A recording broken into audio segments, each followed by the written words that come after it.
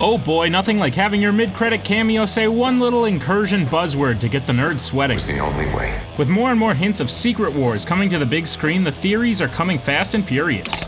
And yes, I'm suggesting Dom Toretto and his family will fight the Fantastic Four. Secret Wars was the name of a few different comic events, but two worlds colliding, also known as an incursion, was the setting for the 2015 event written by Jonathan Hickman. The MCU adaptation could bring about important players from any Secret Wars event. But let's take a look at the strongest heroes and villains in play right now. Let's start with the biggest player, the Beyonder.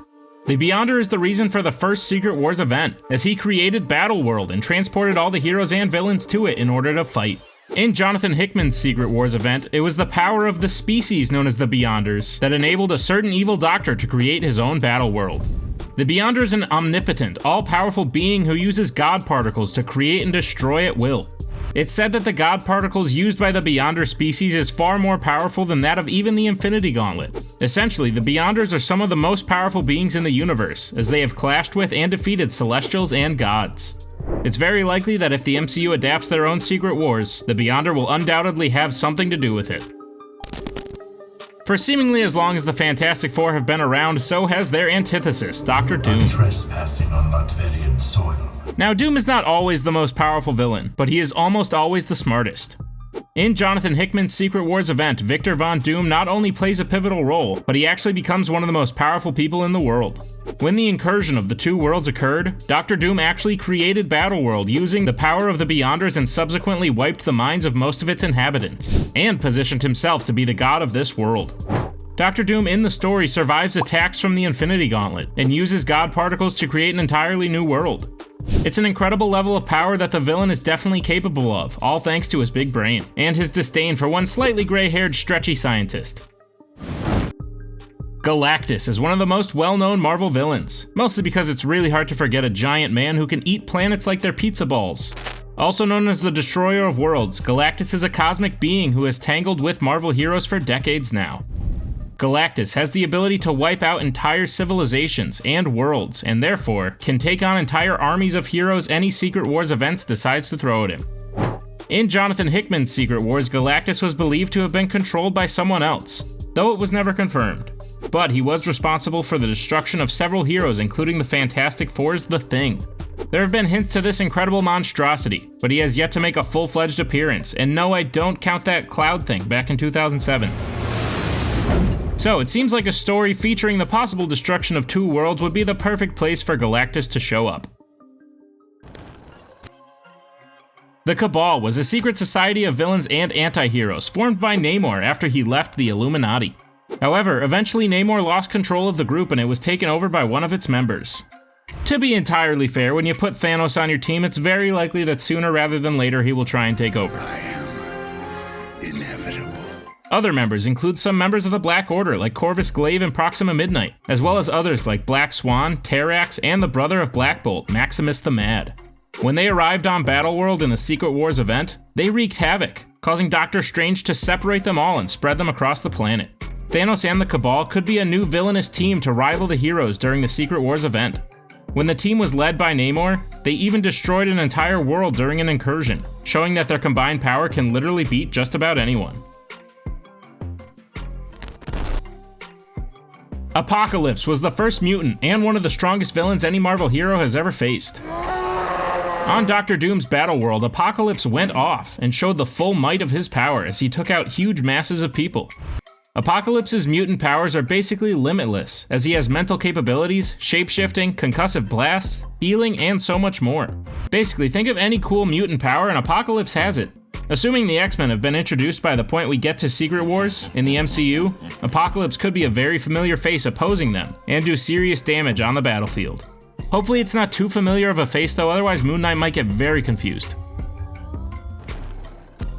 A group known as the Thor Corps, made up of Thor variants and versions including Beta Ray Bill, Odin Thor, Jane Foster, and of course Thor Odinson, as well as many others, served as the sort of police force for Doctor Doom when he made himself a god on Battleworld. With their minds wiped, they served as an intimidating force with just so many hammers that patrolled Battleworld and enacted the will of Doctor Doom. Eventually, Jane Foster led a revolt when she learned the truth about Dr. Doom's manipulation of them, and the Thor Corps split in two. Listen, all I'm saying is we already have at least two versions of Thor.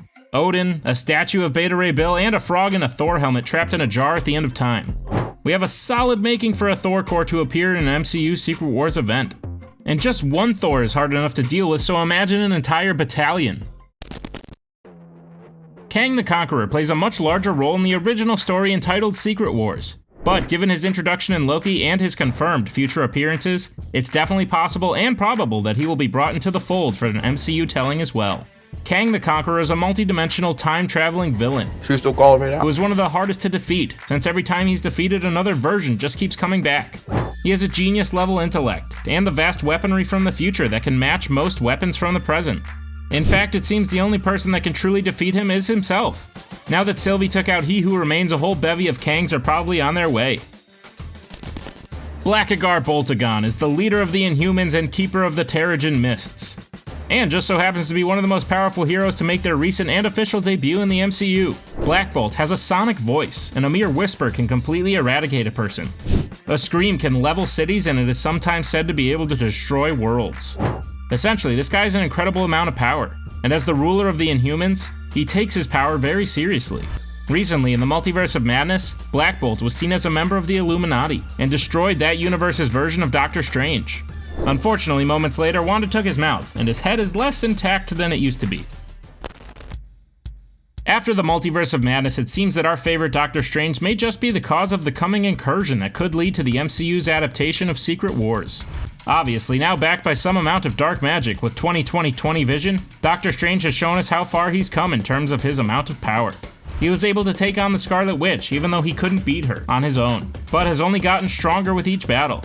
In the Secret Wars storyline, Doctor Strange's magic actually comes into play and allows the heroes to realize what Doctor Doom had actually done with Battleworld. It should be noted that in the comic version, Doctor Strange did have to give his life so that the heroes could succeed. But don't worry, I'm sure Benedict Cumberbatch has at least a few more films on his contract, right? There are a couple of comic stories called Secret Wars, but each one has a common theme of bringing together the best of the best and the worst of the worst. One of the worst in terms of the amount of damage he has and can do is the master of magnetism and leader of the Brotherhood of Mutants, Magneto. One of only a few mutants who have found a resistance to the powers of Professor Xavier, Magneto's manipulation of metal makes him one of the most powerful villains in Marvel history. If the X-Men, and mutants in general, are able to be fully introduced, aside from a slight cameo in another universe, by the time the MCU's Secret Wars rolls out, Magneto could be a huge player in fighting for the side of evil. With Professor X making his official debut into the MCU, though it was short-lived, there seems to be a promising future for the existence of the X-Men alongside our Marvel heroes. The Secret Wars events often divide up heroes and villains into different teams and factions, and Professor X and his X-Men would definitely be one of my first choices to join. The world's strongest telepath can defeat entire swaths of villains just with his mind. In some Secret Wars stories, X-Men like Colossus, Rogue, and even a Phoenix Force-powered Cyclops play a huge role in the unraveling of events. It feels as though we are far away from that kind of character development, but at least seeing some yellow spandex-wearing heroes kicking butt on Battleworld would be a good enough for me. Carol Danvers is currently one of the strongest heroes in the MCU, and it would not make sense for her to be absent in the clash of two worlds during an incursion that would cause the MCU Secret Wars event. Carol is set to be a leader of the MCU, or at least for the next generation, meaning that her incredible power will come in handy on the heroic side of things. She can't take out beings like the Beyonder, or an overpowered Doctor Doom, but just about anyone would struggle with her hand to hand. Most recently, even the Maria Rambeau version was able to tango with the Scarlet Witch for a short amount of time. What the hell? She was very close to beating a fully Infinity Stone-powered Thanos, and protects entire worlds in her spare time. It's safe to say the MCU has big plans for the future of anyone with the word Marvel in their name. If there's one power player who should be part of every large MCU event going forward, it's the big green guy, the Hulk. Not only that, but it seems the MCU may be getting a whole lot greener very soon. With She-Hulk premiering soon, the Hulk family is about to literally double in size. Hulk and She-Hulk are two of the strongest and most powerful Marvel heroes. In the original Secret Wars, Hulk was one of the biggest powerhouses on the hero side. And in the MCU alone, he has achieved incredible feats. Both seem to have mastered a combination of brain and brawn, making them all-around great heroes who would be a huge help when worlds collide. I know that was brutal, but trust me, there's still a Mr. Fantastic out there somewhere who isn't spaghetti. Mr. Fantastic is actually the most important hero in Hickman's Secret Wars. The whole story essentially boils down to Reed versus Doom. He is not the most powerful, but his mind is certainly nothing to underestimate. Many other heroes serve as a distraction so that two Reeds from the main and Ultimate universes can find the source of Doom's power and stop him. With a Fantastic Four film on the way, it's likely that not only Mr. Fantastic, but Sue, Johnny, and Ben as well would be fighting tooth and nail during an incursion event for the good of both universes. One of the greatest parts about a Secret Wars style event is the amount of different versions of a character we could get. Mr. Stark, it smells like a new car in here! And listen, I know we just got No Way Home, but for me personally, 3 is definitely not enough. Sure, I'd love to see Andrew, Tom, and Toby back, but what I really want to see is the live-action debut of Miles Morales. Miles is an extremely strong version of Spider-Man with electric shock and invisibility powers. In the Secret Wars event, Miles fought long and hard, and at the end was transported to the same universe as Peter Parker to fight alongside his hero. Secret Wars could be a great time to not only introduce Miles, but serve as a coming-of-age tale for the young hero, who has to deal with the literal end of not just one, but 2 worlds. Black Panther plays a huge role in the 2015 Secret Wars event. We all know the ruler of Wakanda, and how powerful not just of strength, but of will he is. In the Secret Wars event, Black Panther plays a pivotal role, and does probably one of the coolest things anyone could ever do in a comic book. Black Panther successfully wields the Infinity Gauntlet, and uses it to turn the Marvel zombies into his own personal army. He then launches an attack against Doom and turns him to glass. Black Panther's mastery of one of the most powerful weapons in the galaxy may prove him to be much more powerful than we originally thought. Namor the Submariner is the king of Atlantis, and thanks to his Atlantean physique, he is one of the strongest Marvel heroes. His morality is sometimes ambiguous, especially during his frequent conflicts with Black Panther and Wakanda, but overall this anti-hero is much more hero than not. In the Secret Wars event, he and Black Panther actually put aside their differences and take on Doom together. He is a notable member of the Illuminati and creator of the Cabal, meaning the impact Namor will have on the MCU is likely to be extreme. With Namor confirmed to appear in the upcoming Black Panther sequel, it probably means that impact will happen much sooner than it would take 2 worlds to collide.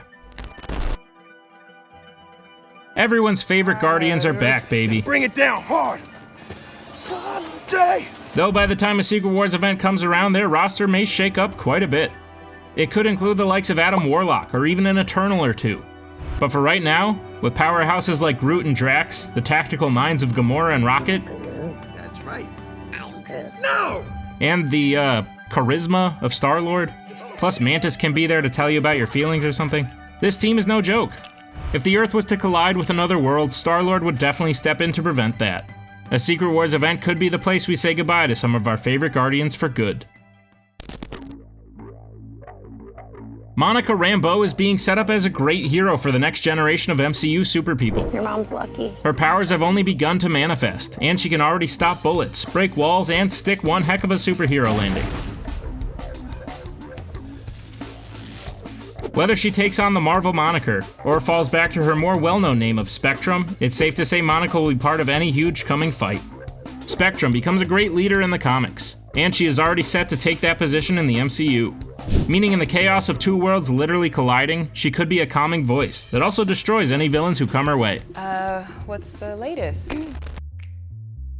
If there's one new team that could be introduced during a Secret Wars event, it is the Future Foundation, possibly even led by Valeria Richards. The Future Foundation is a collection of young and intelligent minds to solve the problems of the future, led by the daughter of Reed Richards and Sue Storm, who becomes one of the greatest minds in her own right. In the Secret Wars event, Valeria pretends to serve Dr. Doom after she figures out the mind-wiping he performed. Other members of the Future Foundation include, but are not limited to, Ant-Man, Alex Power, Brainstorm, and so many others. One notable member who eventually grows up to become the most powerful being in the universe is Franklin Richards, the son of Reed and Sue and brother to Valeria. Theoretically, he could be at the top of this list, but let's not jump to universal destruction just yet.